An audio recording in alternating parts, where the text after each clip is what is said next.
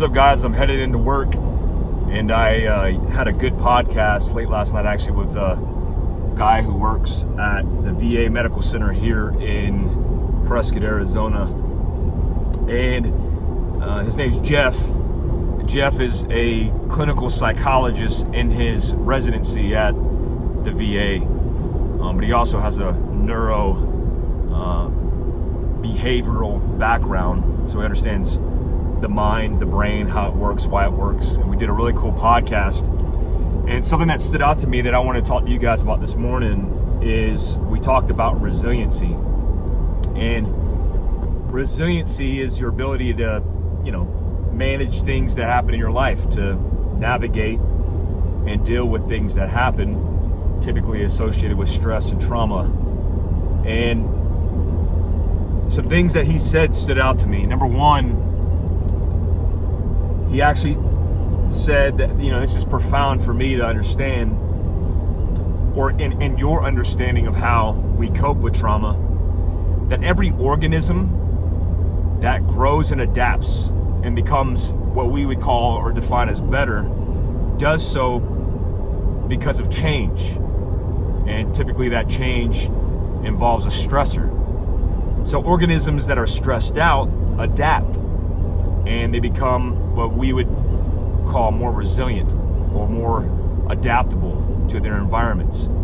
And so if you look at your body and the way your body operates, when we break down our bodies and we're trying to build a foundation, we can only build up our muscles by breaking them down. And once you break them down, your body adapts to it under those stressors, and you become better. You become stronger, you become faster.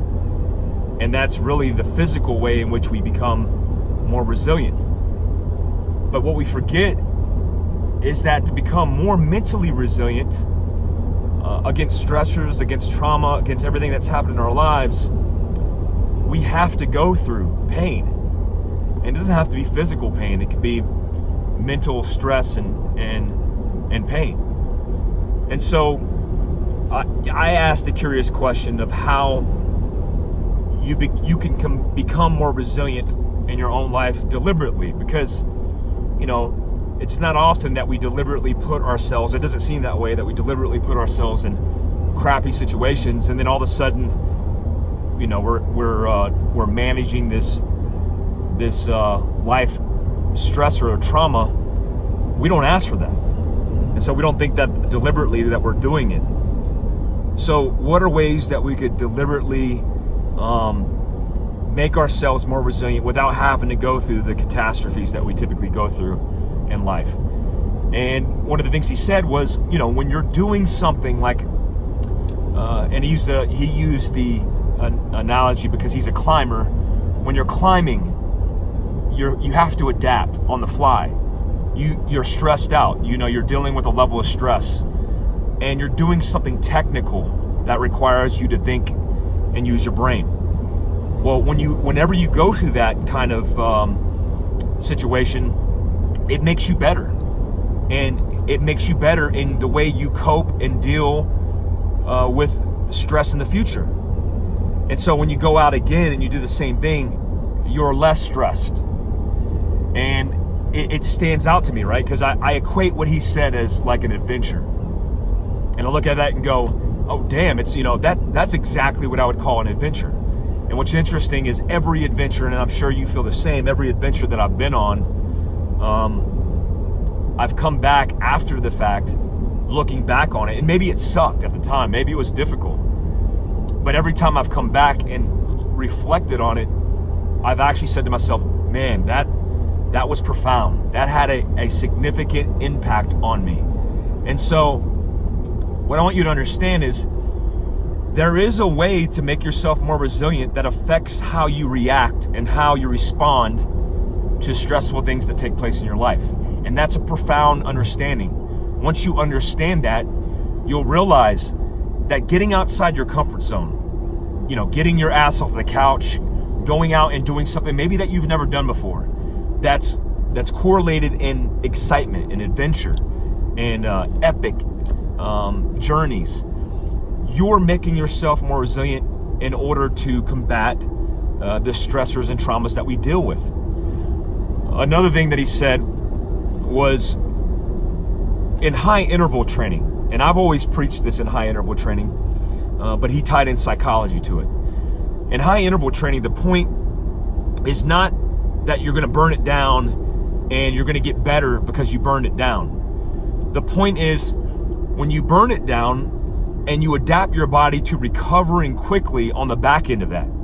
Let's say you're doing an interval of 2 different exercises and they're very difficult. Well, when you do one and then you give yourself a break and then you do it again, you're building up the time in between those 2 exercises, optimizing your recovery.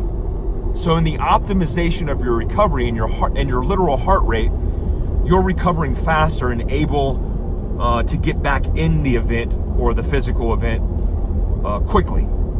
So if you think about from the psychology standpoint, from the mental standpoint, when you're doing these things, these activities that require you to think and engage, what you're doing is you're allowing yourself to recover and cope.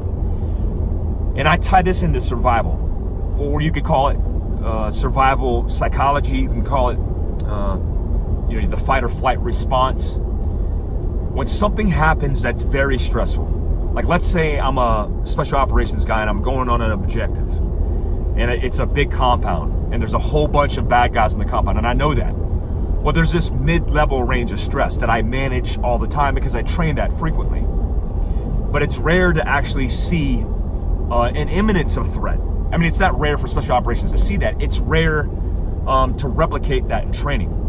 Because then, all of a sudden, immediately in front of you, you have somebody pointing a gun at you, and then you go into this fight or flight mechanism. When that happens, you get amped up.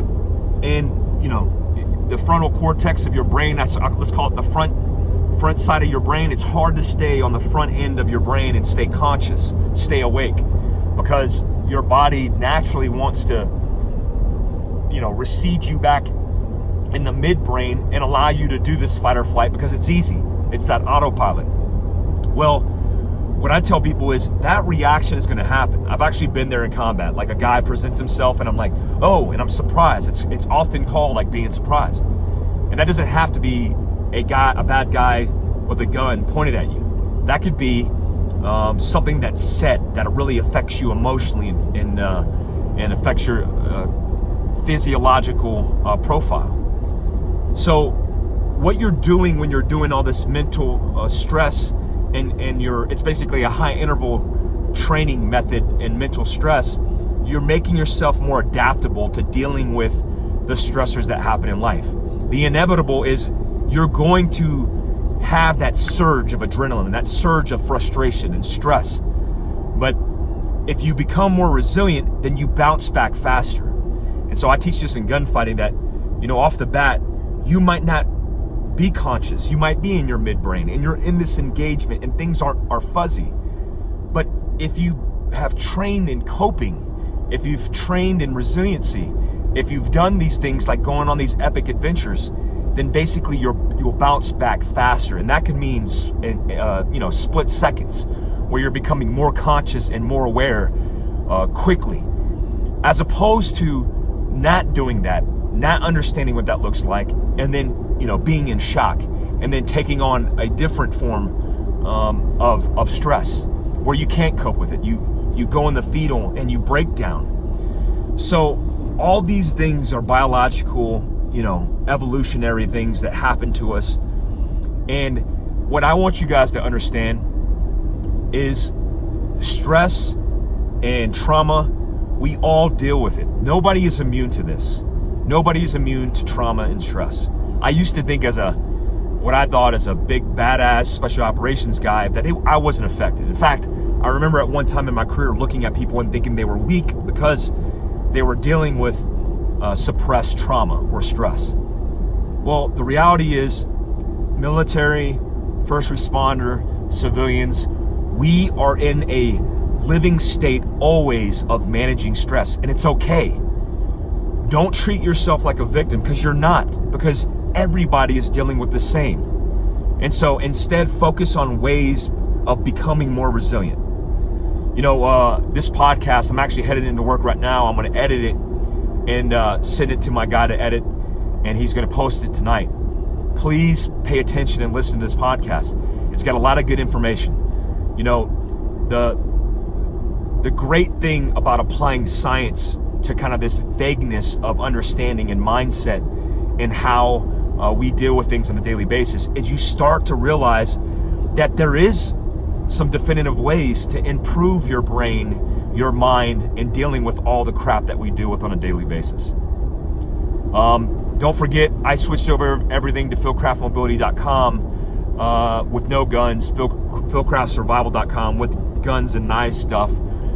So follow them both. Check us out on Facebook. The new Facebook actually is Philcraft Mobility, and I have a group on there that's called the Philcraft Mobility Group, and it's private, but you can go in there, sign up, and request, and then I'll approve you because I want everybody to be involved in that. We're going to start doing overland trips, off-road trips, talking about medical stuff.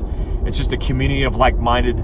If you're interested in this stuff and more engaged, please listen to more of our podcast. Please be more engaged in our Facebook Lives because we teach all this stuff. And I appreciate you guys. I hope you have a good day. Happy Friday to you all. Later, man.